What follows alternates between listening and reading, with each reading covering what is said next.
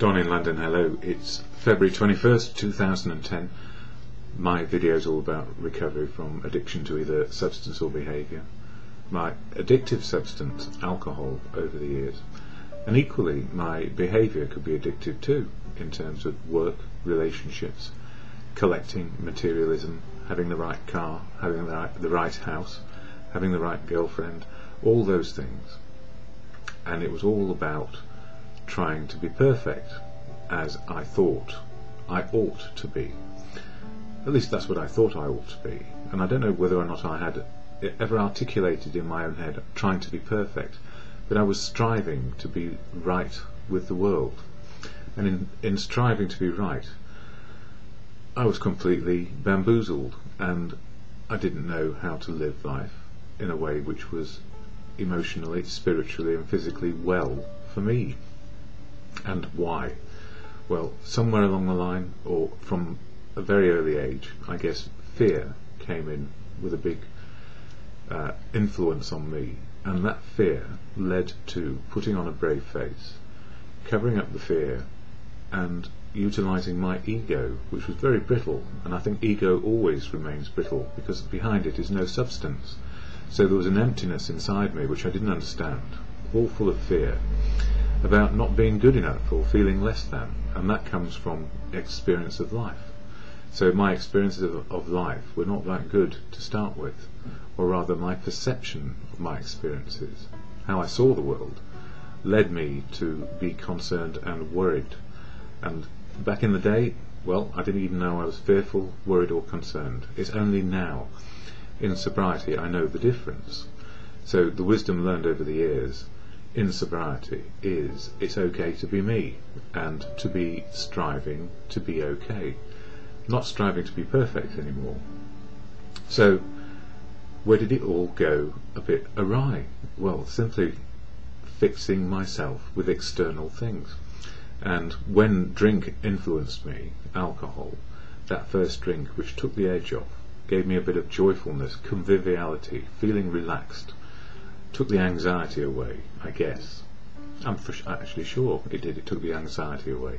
Then I was on a path of fixing myself rather than living in reality.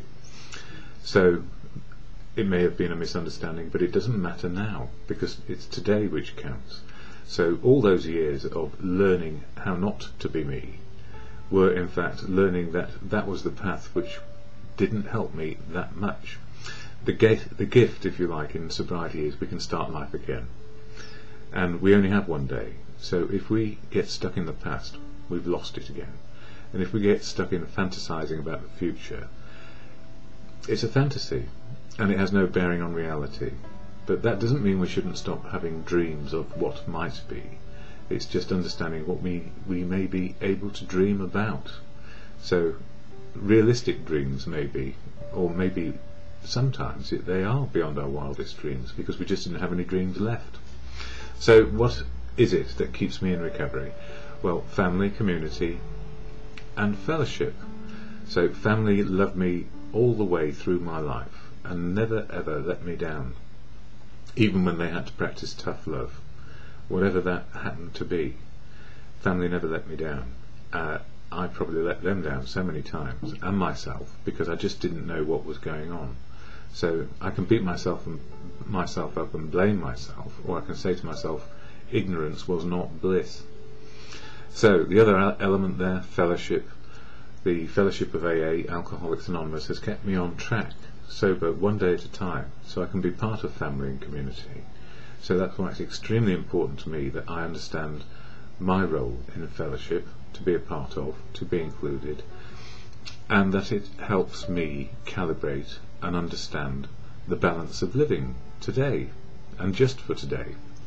So what is AA? I share the AA preamble or statement of intent, and then a little bit of literature for people who maybe cannot get to meetings or are just interested in what sobriety might be about. So, and some quotes if I've got time. So AA, what is it? Alcoholics Anonymous is a fellowship of men and women who share their experience, strength and hope with each other, that they may solve their common problem and help others to recover from alcoholism. The only requirement for membership is a desire to stop drinking. There are no dues or fees for AA membership. We are self-supporting through our own contributions.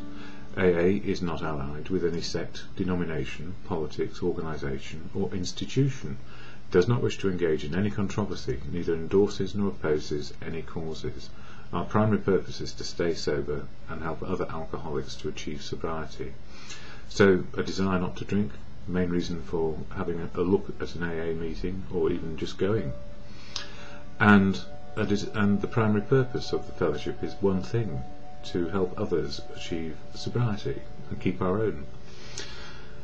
And united around one cause, or not a cause, but just a desire to be sober, means that we let go all the other differences that we may have.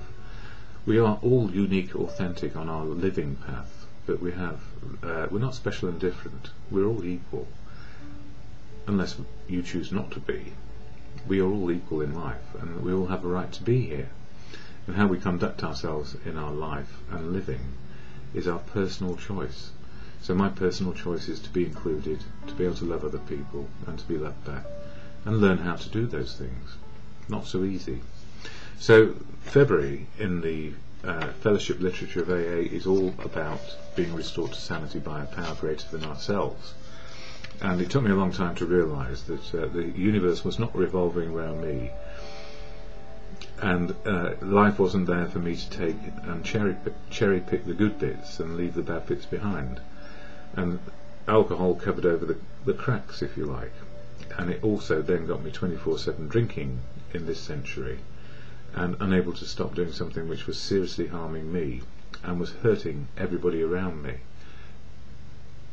Yeah, as simple as that. So fellowship helped me get back on track, to be a part of. Right-sized, no bigger, no smaller than anybody else. So in the daily reflections, this book, it's all about being restored. But it says here, for the 21st of February, I am part of the whole. At once I became a part, if only a tiny part, of the cosmos. When I first came to AA, I decided that they were very nice people, perhaps a little naive, a little too friendly, but basically decent, earnest people with whom I had nothing in common. I saw them at meetings, after all, and that was where they existed. I shook hands with them, and when I went out of the door, I forgot about them. Then one day, my higher power, whom I did not then believe in, arranged to create a community project outside of AA, but one which happened to involve many AA members. We worked together. I got to know them as people. I came to admire them, even to like them, and in spite of myself, to enjoy them. Their practice of the program in their daily lives, not just in talk at meetings, attracted me, and I wanted what they had. Suddenly they became we. I have not had a drink since. And the gift in that really is saying that if we're part of something and we can contribute and be included, it's not about us. And some of the quotes I was looking at this morning, I've got a few seconds anyway, and this is the one which I put on my Facebook page this morning. It says, out of isolation into inclusion, a shock to our outlook. We are part of life again. Albert Schweitzer said, we do not live in a world all of our own. Our brothers and sisters are here too. And it was never all about me. And another one, I think I've just got time for it. Yes. Restored and included in fellowship, we are all connected in all elements of life. Albert Schweitzer said, love includes fellowship in suffering, in joy and in effort. We need work it to be worth it. A balance in humility and esteem.